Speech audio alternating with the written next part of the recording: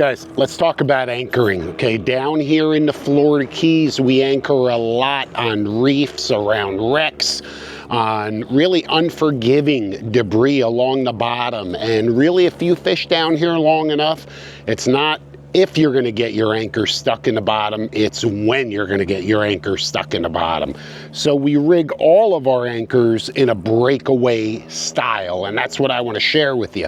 And this is, even if this is a grapnel anchor, we rig it breakaway. Even though the prongs are designed to bend out, I still rig it in a breakaway fashion. And guys, let me just stop for a moment. I want to apologize for the noise in the background. We've got a construction crew building our angling retreat, and here in the Keys, when the guys are working, you don't stop them.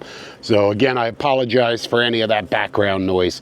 Nevertheless, again, we anchor a lot. We do a lot of reef fishing, right? Yellowtails, muttons, groupers, mangrove snapper. So it's really like combat type anchoring. You know, you try and drop that anchor on a sandy spot in between exposed rock. That's the ideal scenario. But sometimes it slips. Sometimes it still gets caught under a rock. It's gonna happen. So how do you rig it breakaway? And understand the logic is that we don't want to lose an anchor, and we don't want to apply so much pressure where we potentially damage the fragile ecosystem either. And like I said, though, we don't want to leave any of our ground tackle behind. So regardless, we rig them all breakaway. This is a Fortress type, fluke type, Danforth type anchor.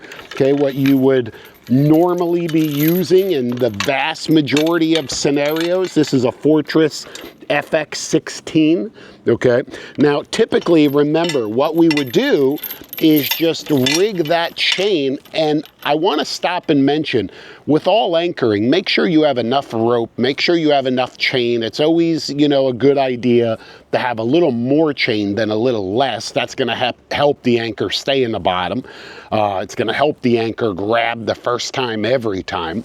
Rope is also very important. It's what's called rode, scope, right? The ideal scenario is 3-to-1, meaning 3 times the length of rope to the depth of water that you're in. That's a standard, but there's a lot of variation. If it's really rough, really windy, really choppy, put out more anchor line. It's always a good idea to put out more anchor line in those conditions.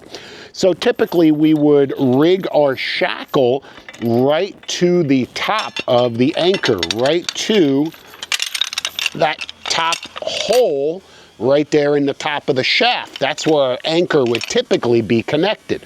What we've done to modify this a little bit is we've drilled a hole in the plate right at the bottom of the anchor, right there. We've drilled a hole, okay, with obviously a metal drill bit, okay, designed to cut through aluminum. And we've attached our shackle and our chain right here, right to the bottom. Then we run our chain up the shaft, and right up on top here, we just have a really heavy duty wire tie. Really heavy, not one of those little ones, one of those really big heavy duty wire ties right there at the top.